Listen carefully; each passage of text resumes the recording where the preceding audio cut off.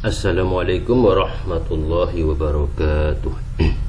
Bertemu kembali dengan saya Ahmad Khairul Fatah pada mata kuliah Pancasila pertemuan ke-8. Semoga kita semua sehat walafiat dan diberkahi oleh Allah dan mendapatkan ilmu yang bermanfaat untuk kita pribadi, untuk keluarga kita, dan untuk masyarakat sekitar kita. Baik teman-teman sekalian, pada kali ini kita akan membicarakan tentang ketuhanan. Ya, ini kelanjutan dari pertemuan sebelumnya yang membicarakan tentang di mana posisi agama dalam Pancasila. Pertemuan kali ini adalah kelanjutan dari pertemuan sebelumnya.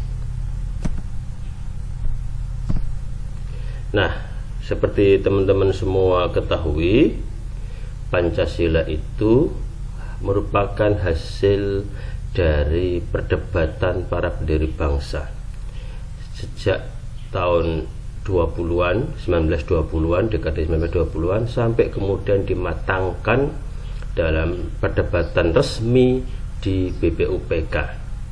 Dan di BPUPK menghasilkan yang namanya Gentleman Agreement yang kita sebut dengan Piagam Jakarta tanggal 22 Juni. Nah, kesepakatan yang ada di BPUPK berupa Piagam Jakarta itu kemudian dimatangkan oleh PPKI sehari setelah proklamasi kemerdekaan 17 Agustus. Kalau kita lihat perdebatan-perdebatan yang terjadi, maka kita bisa mengetahui bahwa sesungguhnya Pancasila itu merupakan titik kompromi antara dua kekuatan besar. Kekuatan pertama, kekuatan golongan Islam yang menginginkan negara secara formal resmi mencantumkan berdasarkan pada negara pada Islam, dan yang kedua, kelompok nasionalis netral agama atau nasionalis sekuler yang kurang begitu peduli pada agama di ruang bernegara.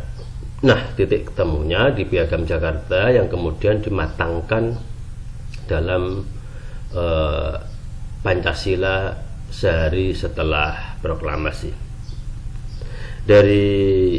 Ini merupakan sebuah momentum yang penting dan sebuah upaya percobaan sebuah negara modern yang tetap berpegang pada agama.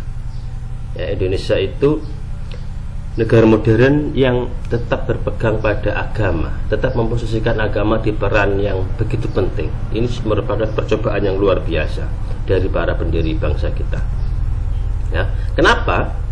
Karena teman-teman di kalangan sarjana, di sebagian besar sarjana di negara-negara barat itu mereka banyak yang menganut paradigma positivisme dan modernisme yang memiliki asumsi bahwa kalau sebuah negara ingin menjadi negara modern, ingin menjadi negara demokratis, ingin menjadi negara maju, itu mereka harus menyingkirkan agama. Agama harus diletakkan di ruang privat. Ya, ini mereka, asumsi ini terbangun dari sejarah panjang mereka, yang mana di abad pertengahan mereka begitu trauma pada kekuasaan gereja yang begitu mendominasi di Eropa abad pertengahan. Nah, reaksi atas dominasi gereja itulah yang kemudian membuat para sarjana di barat mencoba merumuskan sebuah kehidupan khususnya di bidang politik pemerintahan itu yang menyingkirkan agama, tidak memberikan tempat yang selayaknya bagi agama. Ya, kemudian kita mengenalnya sebagai sekularisme. Tetapi teman-teman sekalian, meskipun asumsi ini dulu begitu kuat dipegangi oleh banyak sarjana-sarjana kajian sosial, yang menganut paradigma positivisme dan paradigma modernisme, mereka ternyata salah. Ternyata dalam perkembangan sejarah, agama itu tidak mati. Untuk menjadi negara modern ternyata tidak harus menyingkirkan agama. Mempersoalkan kembali tesis modernisme dan positivisme tentang sekularisme, tentang sekularisasi sebuah masyarakat jika mereka ingin modern, itu mulai mengemuka di tahun 70-an. Sebetulnya di akhir dekade 60-an sudah mulai mengemuka, tetapi di dekade 70-an itulah yang kemudian mereka terhentak, para sarjana barat terhentak, khususnya ketika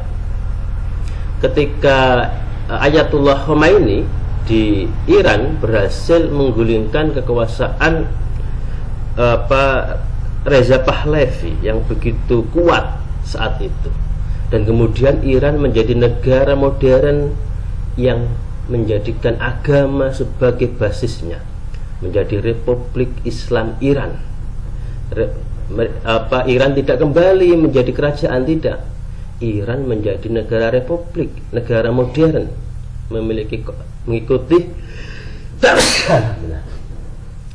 mengikuti konsep negara modern tanpa meninggalkan agama. Selain itu juga di banyak negara Latin, di Amerika Latin itu juga muncul gerakan-gerakan kaum Kristen yang menggugat privatisasi agama. Muncullah kemudian teologi pembebasan dan lain sebagainya. Mereka ingin menunjukkan kembali bahwa agama itu punya hak loh untuk cawe-cawe, untuk ngurusi urusan publik, bukan hanya ngurusi urusan privat, peribadatan, hubungan manusia dan Tuhan, ya. Apalagi kemudian muncul banyak sekali gerakan-gerakan fundamentalisme.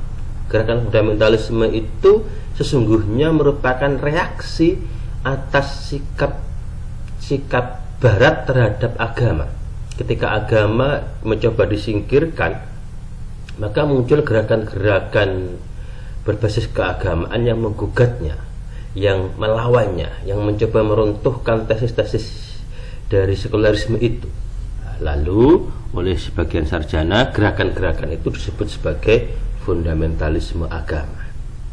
Dan tetapi itu semua menunjukkan bahwa agama itu tidak bisa mati, agama itu tidak bisa tersingkir. Agama juga tetap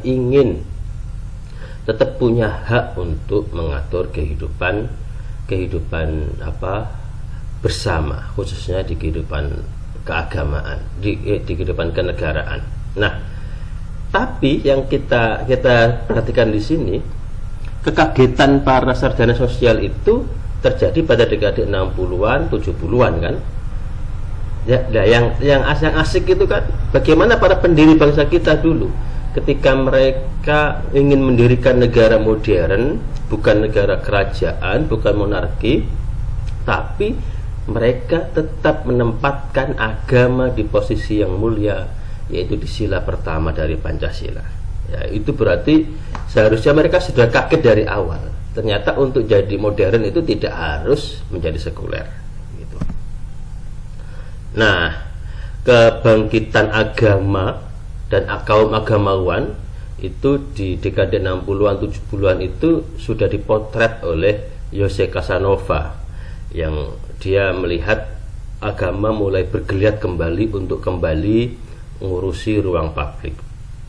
Nah, dan menurut beberapa sarjana kemudian mereka menemukan kenyataan bahwa alih-alih agama tersingkir, justru agama itu mulai menekan masuk ke ruang publik. Kenapa? Karena sekularisme itu telah membuat moral masyarakat menjadi rusak. Nah, di tengah krisis moral itulah kemudian orang kembali melirik agama. orang kembali melirik melirik agama lah ya begitu. Mereka kembali merindukan peran agama di ruang publik. Tapi tentu saja kembalinya agama di ruang publik itu tidak seperti zaman dulu, zaman abad pertengahan di Eropa, yang agama itu sangat, kaum agamawan khususnya kaum gereja itu sangat dominan dalam mengurusi semua urusan kenegaraan, kemasyarakatan. Ya, tidak seperti dulu. Tentu ada proses editing, ada proses penyesuaian dengan kondisi yang saat ini. Peran agama tidak lagi teokrasi seperti di Eropa abad pertengahan, tetapi kemudian para sarjana mencoba untuk merumuskan hubungan baru antara agama dan negara, tidak saling mendominasi. Nah, ini kemudian salah satu solusi yang ditawarkan oleh banyak sarjana. Kalau sekularisme itu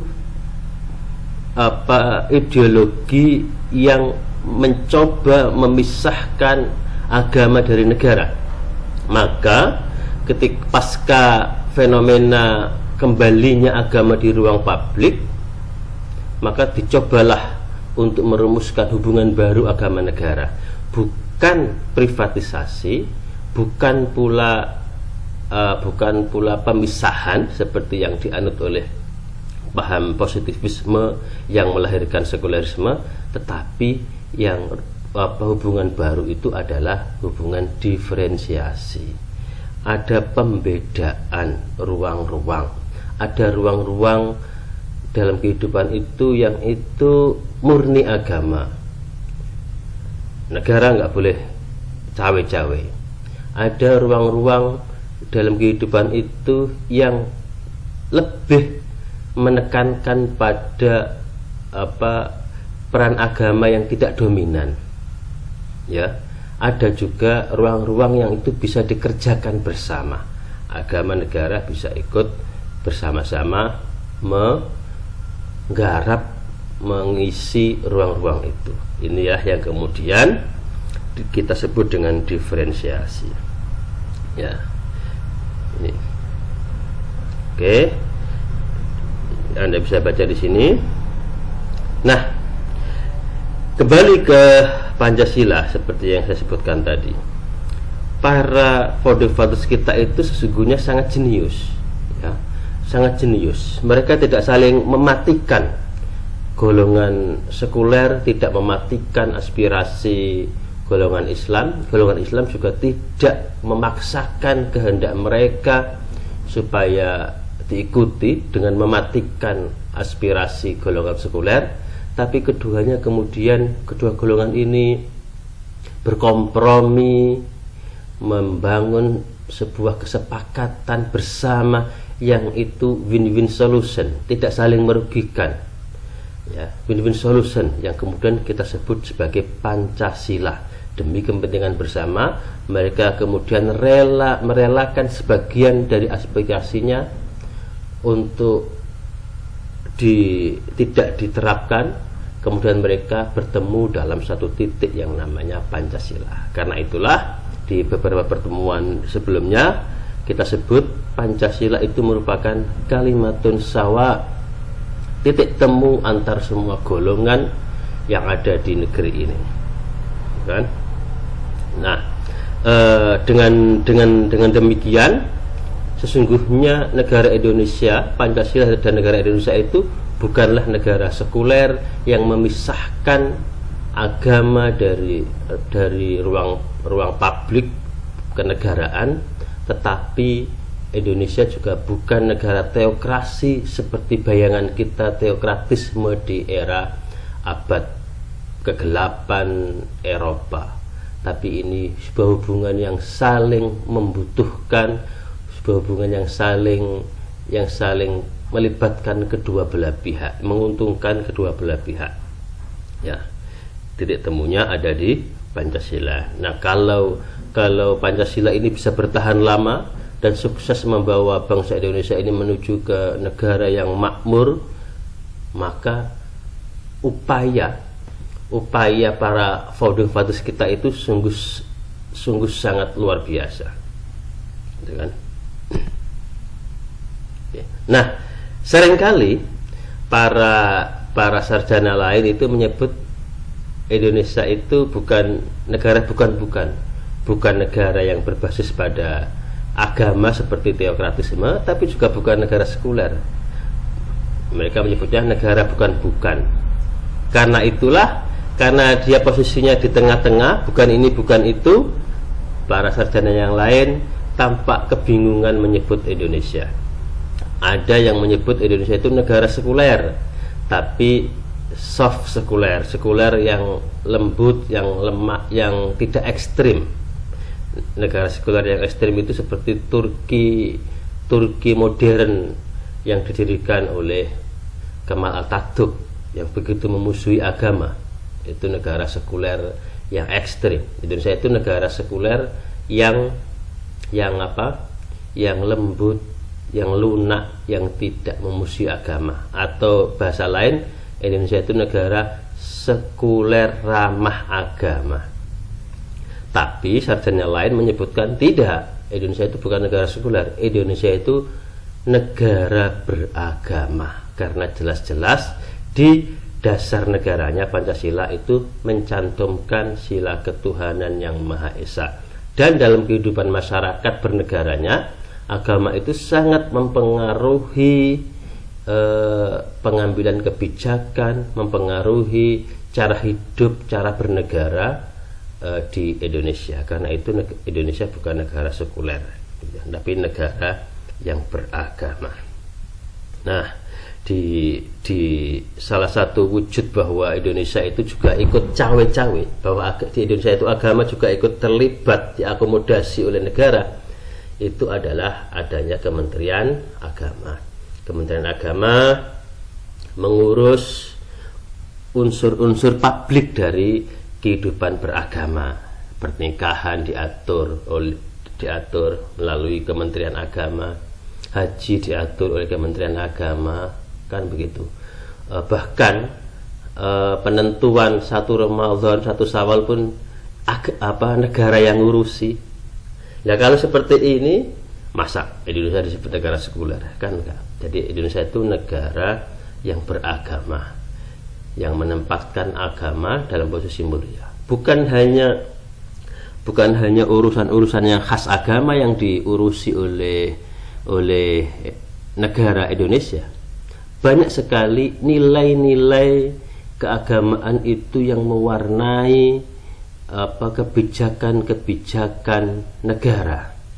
Anda bisa melihat sendiri, mengamati sendiri. Saya pernah dengar Prof. Yusril Izzamendra itu ketika jadi Mensesnek, beliau dengan DPR membahas undang-undang kepailitan. Setelah selesai undang-undang itu disahkan, Prof. Yusril sebagai Mensesnek maju kemudian memberikan sambutan. Di sambutannya beliau bilang bahwa undang-undang ini secara prinsip saya ambil dari kaidah-kaidah fikih, dari qawaidul fikih, gitu kata dia. Semua orang pada diam, ya, tapi orang bisa menerima ternyata. Ya, apa yang dilakukan oleh Prof. Yusril ini mengambil kaidah-kaidah fikih kemudian dirumuskan dalam bahasa-bahasa yang modern, bahasa-bahasa yang bisa diterima oleh orang lain yang bukan Islam. Itu dalam bahasanya, dalam istilahnya Prof. Kunto Wijoyo disebut sebagai objektifikasi. Ya, orang lain yang non Islam bisa menerima itu tanpa merasa bahwa itu berasal dari Islam. Itu namanya objektifikasi. Dan banyak sekali objektifikasi yang dilakukan, yang merasuk ke dalam sistem perundang-undangan Indonesia. Itu. Ya.